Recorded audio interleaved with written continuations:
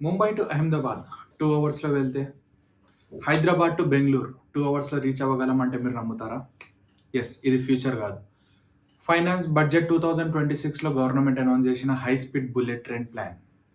కానీ ఇది నిజంగా వస్తుందా? లేకపోతే పేపర్ మీదనే ఉండిపోతుందా? ఏ వీడియో में देखेंगे आ जाओ. ఇప్పుడు మన బుల్లెట్ ట్రైన్ అంటే ఏమిటి? బుల్లెట్ ట్రైన్ అంటే అది మన రెగ్యులర్ ట్రైన్ లాగా కాదు. 320 కిలోమీటర్/అవర్ హై స్పీడ్‌తో నడిచే ఒక ట్రైన్. Japan Shinkansen technology. దానికోసం సపరేట్ ఎలివేటెడ్ ట్రాక్‌లు ఉంటాయి. డీలేలుండవు, క్రాసింగ్‌లుండవు. సింపుల్‌గా చెప్పాలంటే ఫ్లైట్‌ని గ్రౌండ్ మీద ఎక్స్‌పీరియన్స్ చేయడం. అది బుల్లెట్ ట్రైన్. ప్రెజెంట్ ఇండియాలో ఒకే ఒక బుల్లెట్ ట్రైన్ ప్రాజెక్ట్ నడుస్తుంది. అది ముంబై టు అహ్మదాబాద్.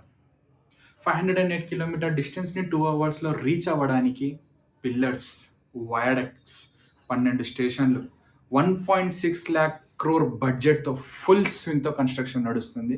మేబీ ఈ ప్రాజెక్ట్ ఆగస్టు 27 వరకు సూరత్ టు బిల్లిమోరా వరకు ఒక స్ట్రెచ్ పూర్తయిపోతుంది. మాక్సిమం 2009 వరకు ఈ ప్రాజెక్ట్ కూడా కంప్లీట్ అయిపోతుంది.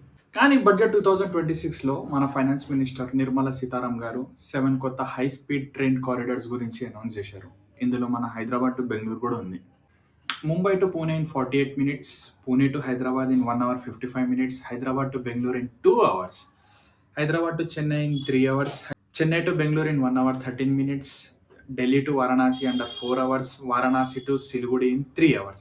కానీ ఒక ఇంపార్టెంట్ విషయం ఏంటంటే ఇవన్నీ ప్లానింగ్ స్టేజ్లోనే ఉన్నాయి.